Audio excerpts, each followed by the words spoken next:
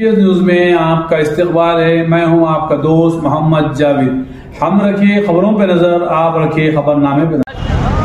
Bahadurpura constituency से दीक्षा दिवस के मौके पर हम बहादुरपुरा चौरस्ते से भवन की तरफ रवाना है और आज का दिन एक तेलंगाना के लिए एक अहम इक़दाम का दिन है। केसीआर का आज ही के दिन एक नारा था, केसीआर जिएगा तो तेलंगाना लेगा, नहीं तो या मरेगा तो तेलंगाना लाएगा।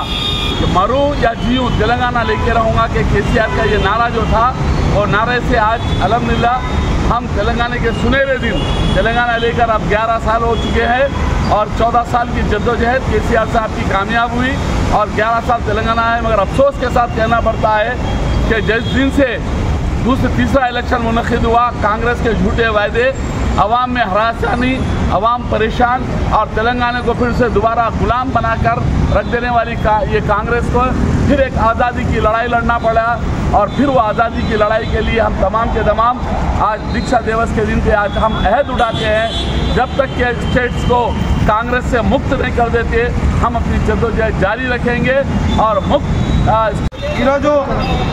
మరి 29వ డిసెంబర్ దీక్షా దివస్గా మరి ఆనాడు కేసీఆర్ గారి అకుటింత దీక్షతో మరి తెలంగాణ వచ్చుడో కేసీఆర్ చచ్చుడో అన్న నినాదంతో ముందుకెళ్ళి ఢిల్లీ ప్రభుత్వాన్ని మెడలు వంచి తెలంగాణ రాష్ట్ర ఏర్పాటుకు సాధనగా దీక్ష పట్టిన ఈ తెలంగాణ దివస్ నుండి మేము ప్రతి ఒక్క కార్యకర్తకు తెలంగాణ కార్యకర్తకు పిలుపునిస్తున్నాం।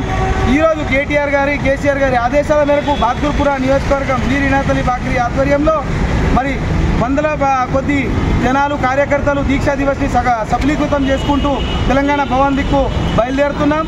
మరి ప్రజలందరికీ తెలియజేసేది ఒకటే, ఈ 10 నెలల ఒక దుర్మార్గపు పాలనను మరి ఈ దుర్మార్గ పాలనకు వ్యతిరేకంగా మలిదిశ పోరాటానికి మేము అందరం నాంది పలుకుతూ ఈరోజు మేమందరం ప్రతిజ్ఞ చేస్తున్నాం।